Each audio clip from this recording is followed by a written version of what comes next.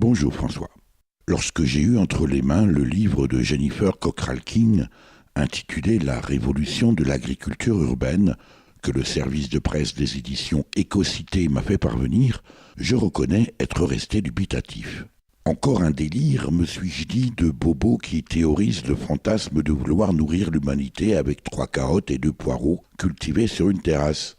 Je reconnais aussi ne pas m'être rué sur sa lecture, tant les 306 pages de l'ouvrage, hors glossaire et bibliographie, me laissaient perplexe. À tort. D'abord parce que cet ouvrage nous livre une foultitude d'informations sur l'origine de la dérive de notre modèle alimentaire. C'est bien la première fois que je lis passionnément une histoire des supermarchés. Ensuite, parce que le livre de Jennifer Cockrell-King se lit presque comme un roman. Enfin, parce qu'il est clair que l'auteur, une journaliste américaine et conférencière spécialisée dans l'alimentation et la cuisine, sait visiblement de quoi elle parle. La révolution de l'agriculture urbaine est donc tout sauf un livre de bobo. Les mécanismes de l'agriculture industrielle, à l'image de ces 32 000 porcs abattus tous les jours dans une mégastructure en Caroline du Nord, la duplicité des consommateurs gavés de sucre et d'huile de palme et l'impasse du modèle actuel sont décrits avec une puissance démonstrative qui laisse pantois.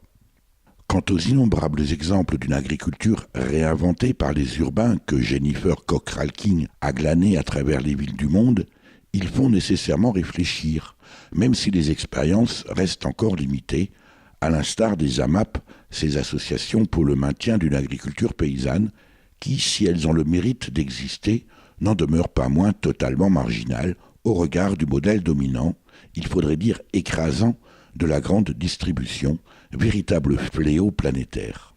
Quelle que soit la réponse, François, on ne reste pas indifférent au concept de kilomètre alimentaire que rappelle Jennifer Cockrell-King, ces distances absurdes que parcourent nos aliments avant d'arriver dans nos assiettes, ni aux stratégies de spoliation foncière menées par les multinationales pour s'accaparer les terres africaines et qui jettent sur les chemins des millions de paysans.